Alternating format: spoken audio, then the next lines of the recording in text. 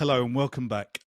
Jonas Hedlin is the founder of startup company Game Limiter based in Gothenburg, Sweden. Jonas, hello. Hello, Mark. It's really nice to be here. It's nice to join us and it's nice to see you. Game Yeah. Limiter, you set up Game Limiter a few years ago. What is the reasons for having set up Game Limiter? Is this the experience you had with your own family? I have a son, and when he was around 10, he was really addicted to gaming. That was his only focus from when he got up until when he went to sleep. So I knew I had to do something about it. And usually he's the sweetest kid, but when he played too many hours, like more than 4 hours, 6, 8, 10, 12, and he can play all day if you don't stop him, then he can be a little bit grumpy. So yeah, we had to come up with some rules and try to enforce them. He actually asked me for help because he couldn't handle it with the phone and the normal parent control system that's are available on all the different devices today. So in other words, you're saying there were solutions available, but you didn't think they were really good enough for sorting out the No, problems because that can exist. exactly, he has too many devices. He has a Nintendo, he doesn't play that much anymore, but the PlayStation 4, back then he played a lot. And then we get PlayStation 5, he played that quite a lot as well. And he started to play when around 10 years of age. He started to play a lot on the PC computer as well. And then, of course, on the phone. He plays quite a lot on the phone. He can download between 10 and 50 games every week. So this is the solution you found with Game Limiter is something that can help against addiction to gaming, for instance. Yeah, that's the idea, that we can control it in a way that we don't interrupt the gaming in such a rough way that we destroy the experience.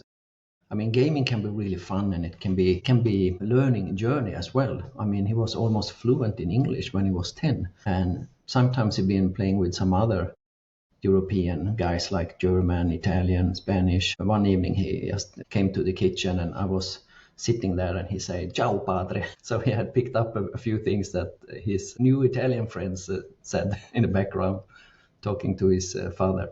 And funny stuff like that, and strategical thinking, and he learns a lot from it. So I don't think gaming is a bad thing, but if it becomes too much, it take over the life, like anything, any addiction, then it's bad. All right. Can you go into a little bit more detail about how Game Limiter allows people to limit the amount of time they're spending on computer games? Yeah, with this knowledge, I read quite a lot about it. Back then, I actually studied some child psychology, and I noticed if I'm way too tough and just take away all his machines, then he becomes very furious with me, and he didn't talk to me, I think, for 3 or 4 days, even if he realized he actually did wrong, because he missed the dinner time every day that week.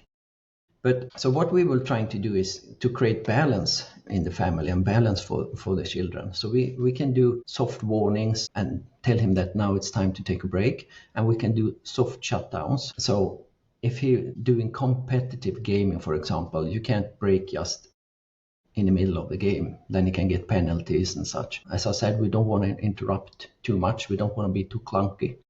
So we want to have a non-intrusive warning and interrupt system. So that's what we're working on. So after the match is over, if his time is up, then we break when he's in the lobby.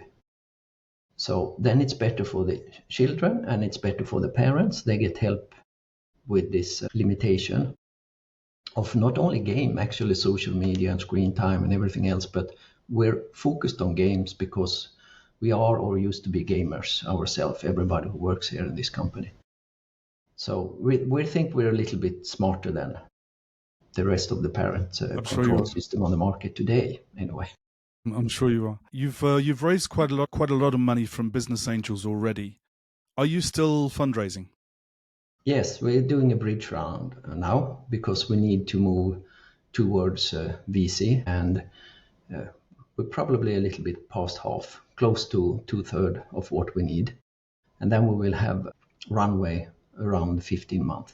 That will take us all the way to VC, is the idea. You're already using the solution that you've developed. Are other people using this solution too? Are you allowing friends and family to use this, and how many of them are there? And could anyone use this solution now if they wanted to? Yeah, of course. It's early stage. We have released the first free version early this year, and we have a few hundred users. So, despite that, we're lacking the resources to do marketing, we just do very cheap, simple guerrilla marketing.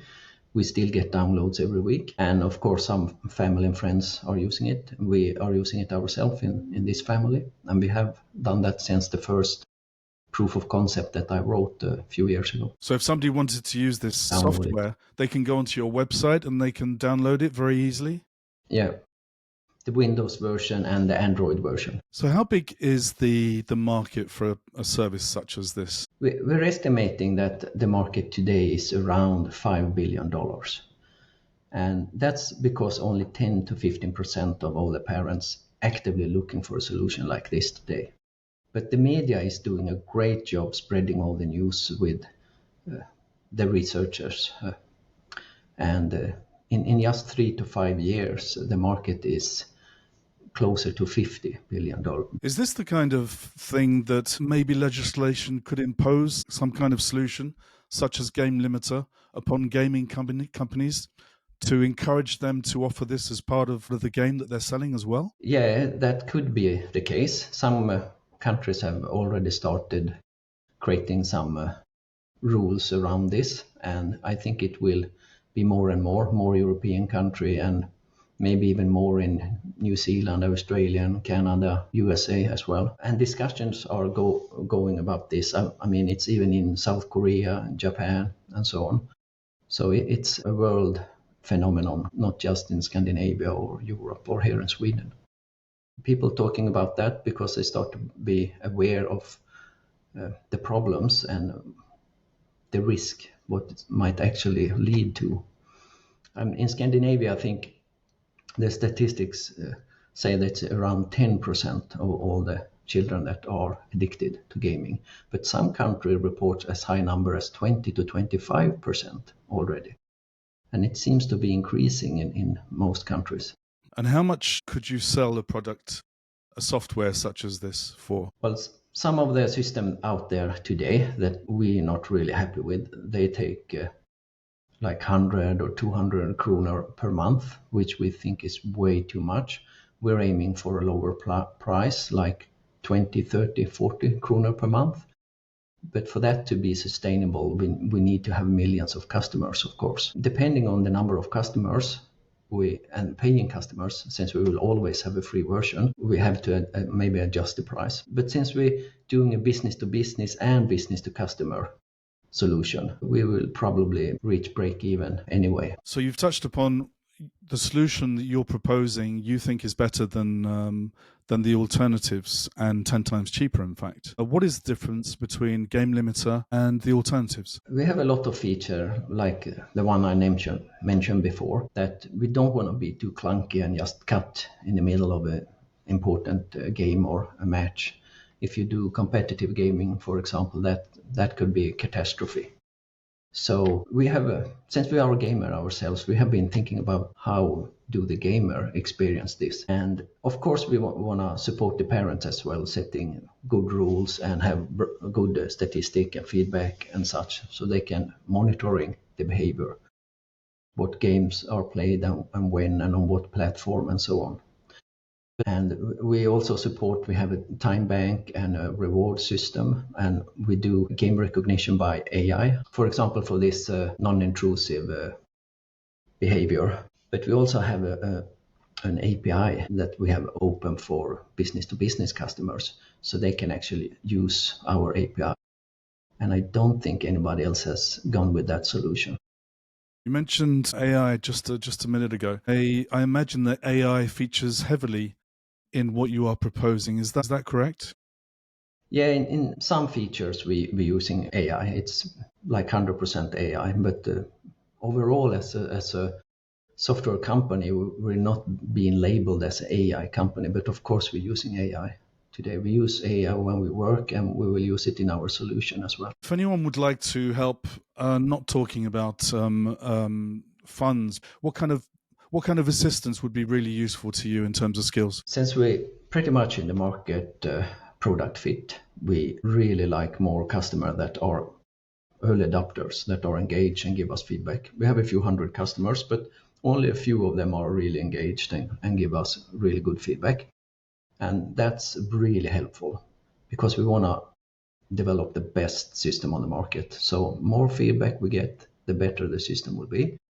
And of course, new business to business customers or business to business, I mean, partnership, that the people that we can work with, that's also great. And when we really start to get close to finish, we need a huge market, and we don't have a market budget. And I'm not an expert in marketing. I'm an expert in software and creating high performance team. So we need a marketing expert as well. So if we do get a new investor who is a more marketing expert, that would be good. How soon are you two coming to market with your software? Well, we already released the first version, I mean a free version of Windows. We're working on a better Android version. It's just an MVP, and we're working on an Xbox version.